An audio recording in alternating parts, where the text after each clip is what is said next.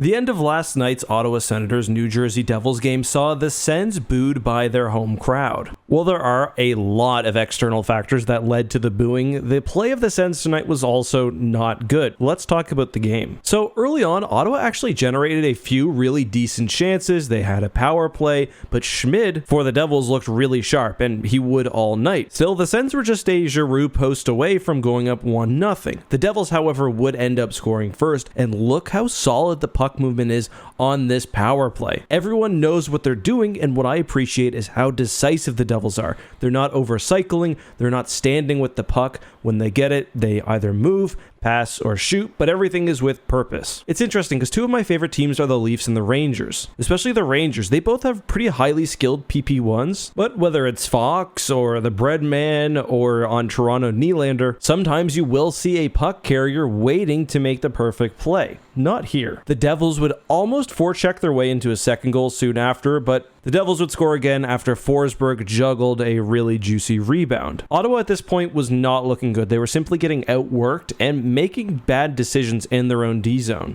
One defensive breakdown actually led to a goal which was overturned because of a kicking motion, and I'm actually not sure I agree with this one. On my first review, I definitely thought it was going to count. Last year in the playoffs, this was a pretty big discussion point. And there's a difference between a kicking motion and angling your foot for a deflection. The latter is allowed, and that's what I saw here. Think about if you're playing soccer, for example. A kicking motion would be, well, imagine the ball is still and you want to make it move. You kick, there's follow through, you're imparting speed onto the ball. A pure deflection is when the puck is coming at you and you angle your skate. This one is iffy, I think, because he does move his skate towards the puck, but I still probably would have allowed this. I'm actually not happy with the state of the rule overall. I think it does need to be reviewed. I didn't see much discussion of this afterwards because it ended up being a fairly inconsequential moment in the game. The Devils looked dominant throughout. Ottawa had a number of just bad defensive breakdowns, and the Devils would score again on a dominant offensive sequence. Ottawa looks like they're standing still here. Another defensive breakdown by the Senators led to an incredible chance,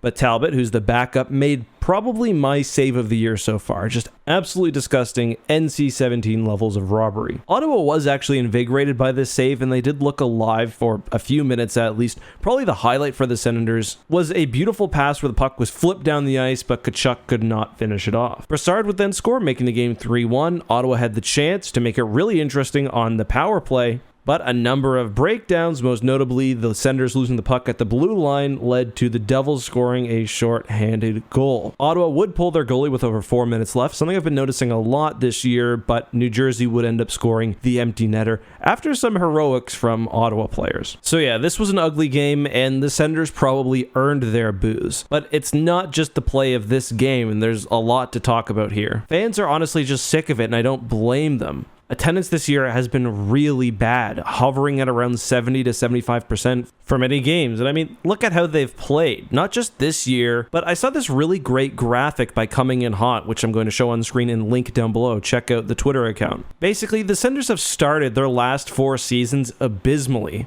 Like, it's one thing to not make the playoffs, but to not even have a chance after like 20 games is just brutal. The last time they were really relevant was 2017 when they lost in the conference finals, but the team really hasn't found any sustained success since the Danny Heatley, Alfredson, Spezza era. And it sucks because this Sens team is interesting. Tkachuk, Giroux, DeBrincat, etc., but all the air is just gone already. Fans and media are blaming the coach, something that Tkachuk was not happy with in a post-game interview. He lays the blame on the players. But going back further, the Senators have issues, I think, stemming back to the ownership of the late Eugene Melnyk. The team is spending more, but for the last few years have been consistently near the bottom in league spending. Not to speak ill of the dead, but now that Melnyk has passed away, fans want new ownership. His estate and his daughters don't seem interested in continuing to hold the Senators. And that's where all the rumors come, and you saw the excitement when it was announced that Ryan Reynolds could be involved, and I mean, yeah. You want someone who will spend money and make the Senators just seem less boring. There's also the stadium issue.